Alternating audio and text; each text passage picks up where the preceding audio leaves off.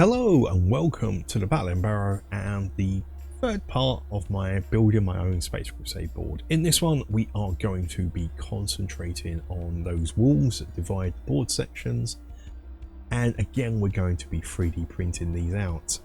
So we're back over to Thingiverse and I found these wall sections which are great. We're just going to print those out, and once they're all printed out they fit together quite well with the slots. They also come with these doors that go in the middle, but when I printed them out,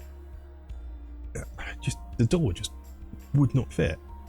So I decided I thought I could maybe scrape away some of the bits from the door, which I've done here, try and get that in, and it sort of fitted, but it didn't, and I'd already snapped off the tab at the top trying to get it in and out and glued it back in with some super glue and baking bicarbonate soda. It just didn't work, so I'm going to reprint the doors out. I only printed out one set, and what I did is I printed them out at 99%, and they are better at 99%, but they still feel a bit tight. So once it's all glued in, once they're in, I know the door isn't glued in, but you know, it doesn't come out. I want it to come out quite easy, so it doesn't knock all the board around. So what I went and ended up doing is going back and printing them out at 97%. 98% rather than 99, and it printed out. It worked fine. Once I've got it all done, it's quite simple. This is a real quick part, this one. It's just a case of coming in and gluing them all together, all the bits together. There's 3 sections each, and it does fit together really well. This isn't made by the same person who made the wall board sections from the last video. It's made by someone else, but really like this. Yeah, so just gonna glue these together. I should say they printed out with no support as well. These you can see there's a bit of blur around the top door, but for no support it's not too bad. What needed support though was the central piece, which when it had all the tree supports on looked even more horrendous than what it does without the tree support. Once you remove these supports, you can put the piece in the center, and it was good. And here are the ball pieces fitting in. Eagle-eyed viewers may notice that the boards aren't painted here because I was doing this all in sort of one go, the boards and the walls, but for the purposes of like a narrative video, if you like, I sort of separated them out. So yeah, I'm just testing. But one thing I noticed is, as I said, these weren't made by the same people, is where the walls have detail and bulky bits and the boards have their own walls that jut up to the edge. Sometimes they don't quite fit as snugly as what I want, but that is not an issue. I'm not going to worry about that. I also printed out this bit, which I think would be okay if I was using the cardboards, which is what these are designed for, these walls, because it has things where little tabs where the board could slot into to hold it in place. I wasn't too sure if I could use this bit just to see if it would steady up the walls. In the end, I don't see the need for it. The walls themselves, I'm not going to glue any further than this. It's just 4 wall pieces to get together and the top bit, so I can just take them apart and store them. Yeah, so I just don't do that. I don't use it in the end and get rid of it. So, but put this to one side because this could be quite a good greeble, gubbin and thingamabob for a future project. I've learned to keep things. So let's head to the painting table, which is effectively the same bit of workspace but with a painting board on top, and we're going to just undercoat it in black first of all, and then do a heavy dry brush. I guess it's an overbrush of a sort of mid-grey, just getting into leaving some of the nooks and crannies exposed as black, but getting into as much as possible so it's all nice and grey. Next up, if you watched the last video, you kind of get what's coming now. It's a dark grey and then a light grey dry brush over the top to pick out all the details. The doors are going to be treated in the same way. And the doors are pretty much done the same way as the floorboards in the last one.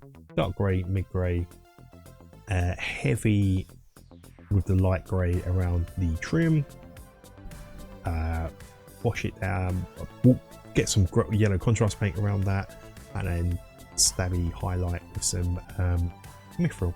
And whilst we've got that mithril out, I'm going to go around and paint the pipes like the wall before. That's quite fun. And whilst we've still got that mithril out, we're going to do some stabby highlights around the edges. These pieces sort of have like bullet holes in, so yeah, stabby highlight around those where the bullets revealed the metal when it's been pushed in, around all the edges where things are looking a bit done in. And on the right hand side there, I don't know if I do it on video, you can see where that plate, thank you traffic, you see where that plate has been pushed in and dented, so yeah, give it some stabby highlight around there. Some claw marks on it, some detail, so I'm going to again stabby highlight around the claws and maybe just extend it a bit where it's scraped the paint first before it's dug its claws in. I really like these pieces, they're really nice and detailed. The damage tells a story. A good story. Story about monsters invading. Okay, you get some bolt gun metal around the pipe borders. Yeah, I'm going to paint that in this dark metallic. Okay, let's get a bit of colour onto this. It's button times. Top button I'm going to paint in red, and the bottom one will be blue. So I'm going to just pick out all the top buttons. And whilst we got this, I'm going to paint these exposed wires as well. Bottom wire for this one, just to mix it up a bit, will be red, and the top one will be blue. But surprise, on certain bits, there's 3 wires. So for this, I'm just going to paint these in like the little bit of orc flesh that I've got left. So I'm going to paint that in green. Okay, it's on to the mutant bit. So my plan is to paint the skulls in like a skull bone colour. The tentacles I'm going to paint pink, and I probably was planning on leaving the rest of it just that sort of dry brush white. Spoilers, I changed my mind later on. So first of all, just this skeleton horde contrast paint to pick out all these skulls and faces. I'll paint the face as well, could have painted them out in flesh, but I'm going to paint them in this bone colour. This is some sort of wash, crimson wash. I'm trying this behind the camera. I can't even see that word, but it's a crimson wash shade from Games Workshop. So I'm just going to use that to pick out the tentacles, and because a lot of the slap chop sort of technique, zenithal slap chop, whatever you want to call it, it works rather well with the wash. You get some shade and highlight in for one. I'm just going to go around and paint with that all over.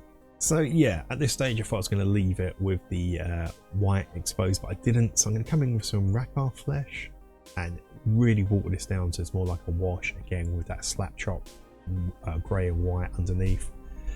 Let that do the heavy work for me, and yeah, I was going to give it a wash in this just to make it pop out from the grey walls and stuff.